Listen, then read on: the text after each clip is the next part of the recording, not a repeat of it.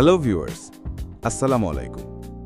আজকে আমরা জানব ইতিহাসের আরও এক অজানা কথা, ঘুঘুডাঙ্গা জমিদার বাড়ি নিয়ে।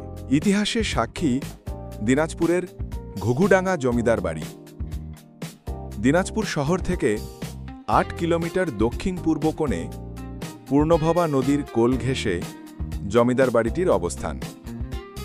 কোলাহলমুক্ত নিরিবিলি পরিবেশে সবুজ গাছগাছালির মাঝে প্রায় ২০০ বছর আগে ঘুঘুডাঙ্গা গ্রামে ইট সুরকি দ্বারা নির্মিত হয় বাড়িগুলো। জমিদার বাড়ির একতলা ও দোতলা ভবন বাহারি ফুলে সজ্জিত ছিল।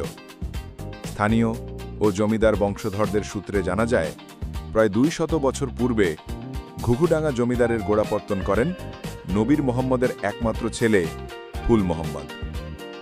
একসময় বাণিজ্যিক কার্যক্রম করতে আসা ফুল মোহাম্মদ তৎকালীন ১১টি থানা নিয়ে শুরু করেন জমিদারি। ১১ থানায় ১৮টি কাচারি ও ৪১টি তহসিল কার্যালয়ের মাধ্যমে চলত ঘুঘুডাঙ্গার জমিদারিত্ব। ব্রিটিশ সরকার আমলে দিনাজপুরের সব জমিদারদের মধ্যে ঘুঘুডাঙ্গা জমিদার ছিলেন অন্যতম। ১৯৭১ সালে মহান মুক্তিযুদ্ধের সময় স্থানীয় মুক্তিযোদ্ধারা আশ্রয় নেয় জমিদার বাড়িতে। বিষয়টি টের পেয়ে পাক বাহিনীর সৈন্যরা ঘুঘুডাঙ্গা জমিদার বাড়িতে হামলা চালায়। পাক বাহিনীর বোমা হামলায় ধ্বংস হয়ে যায় ঘুঘুডাঙ্গা জমিদার বাড়ির অনেক স্থাপনা। তারা জমিদার বাড়ি থেকে মূল্যবান জিনিসপত্র লুটপাট করে নিয়ে যায়। এলাকাবাসীর দাবি, এখনও অবশিষ্ট থাকা জমিদার বাড়ির দৃষ্টিনন্দন নানা সামগ্রী দিয়ে একটি জাদুঘর করা সম্ভব।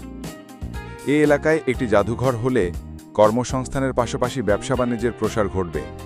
সরকারও বিপুল পরিমাণে রাজস্ব আয় করতে পারবে, যা দেশের অর্থনীতিকে আরও গতিশীল করতে সহায়ক হবে। এই পর্বে সংক্ষিপ্তভাবে জমিদার বাড়িটির তথ্য তুলে ধরা হলো। পরবর্তীতে আরও বিস্তারিতভাবে আপনাদের সামনে নিয়ে আসব। সবাইকে ধন্যবাদ। আসসালামু আলাইকুম। আল্লাহ হাফেজ।